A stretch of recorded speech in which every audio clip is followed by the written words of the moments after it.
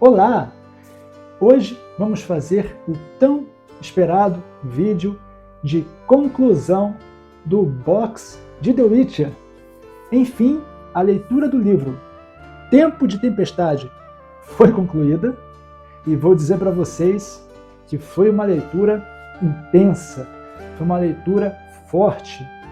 Engraçado que após ler todo o box de The Witcher e os seus 7 livros que antecederam Tempo de Tempestade, eu achava que este livro não teria tanta graça, não teria tanto desempenho, tanta força de engajamento e impacto de narrativa como teve o arco principal.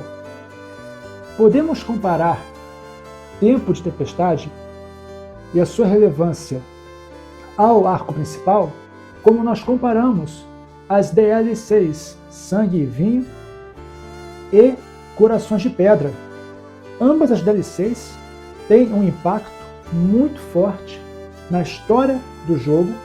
A gente consegue jogar, consegue entrar na história de forma tão impactante que você mal sente falta da história principal.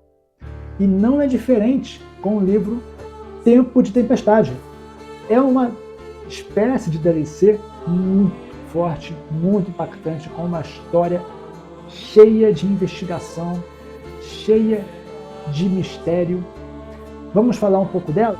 Tempo de Tempestade começa com Geralt em uma aventura onde ele precisa visitar uma cidade, e nessa cidade, que é o reino costeiro de Kerac, ele tem as suas 2 espadas roubadas. Claro que existe todo um enredo para isso acontecer. Geralt é preso, ele vai a julgamento, e nesse meio tempo todo, as suas espadas que haviam ficado presas na guarita da cidade, porque lá não se pode entrar armado, foram roubadas. E aí você consegue imaginar o que é um bruxo sem as suas espadas?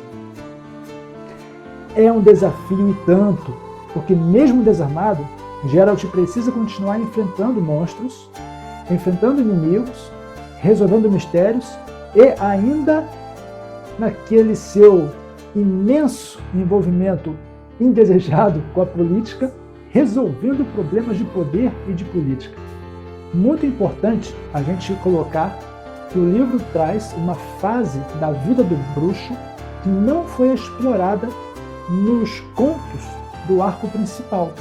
Então a gente é levado a conhecer ainda mais da rotina de bruxo de Geralt de Rivia, fazendo com que a gente consiga nos aproximar ainda mais com Geralt e também com o bardo Jaskier, que tem uma participação em toda a história de maneira muito intensa, muito positiva como sempre, e trazendo aquele importante lado cômico para a história. E nem é preciso dizer que durante a história do livro, Geralt também se envolve amorosamente com a feiticeira Lita Neide, também conhecida como Coral, e com um envolvimento bastante peculiar com a sua ajudante Mosaic.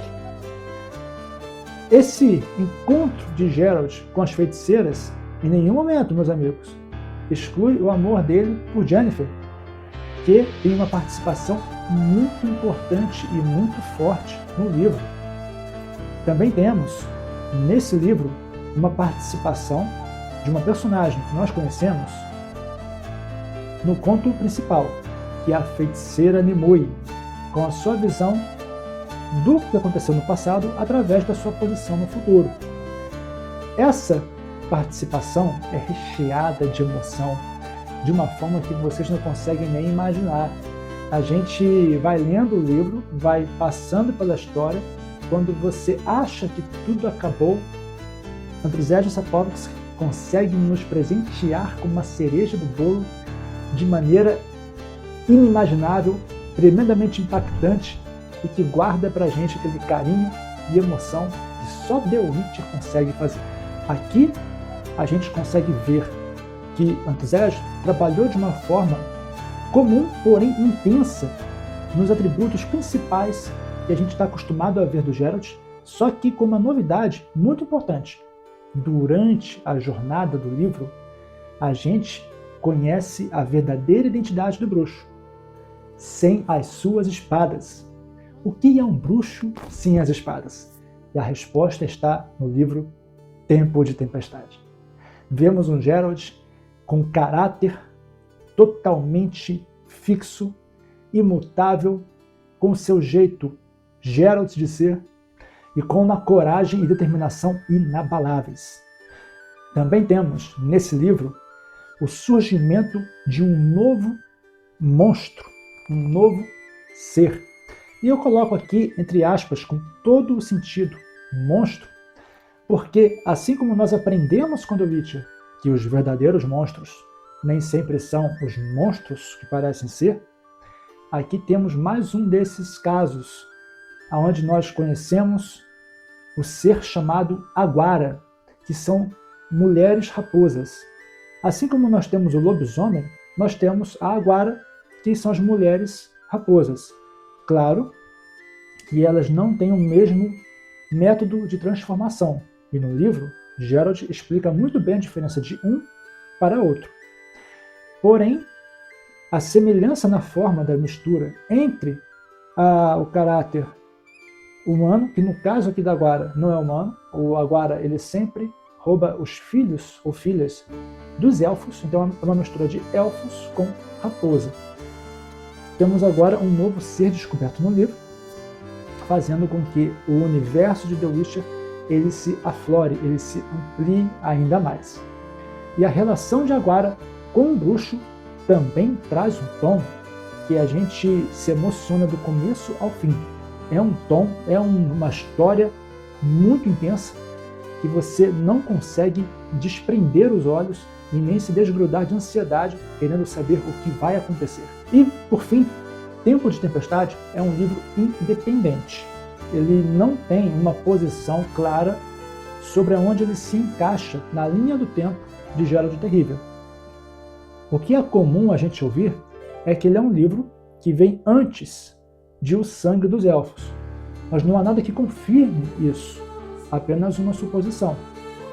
O que é certo dizer é que, não à toa, no jogo The Witcher 3, nós ouvimos Vesemir falar que Geralt já tem mais de 100 anos.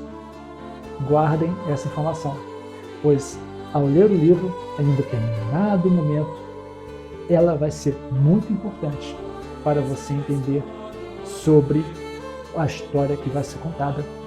E se você já leu o livro e sabe do que eu estou falando, coloca aqui nos comentários se você está entendendo o que eu quero dizer ou pergunte que eu mesmo respondo a você. Gente, esse é o vídeo de encerramento dos livros do Fox.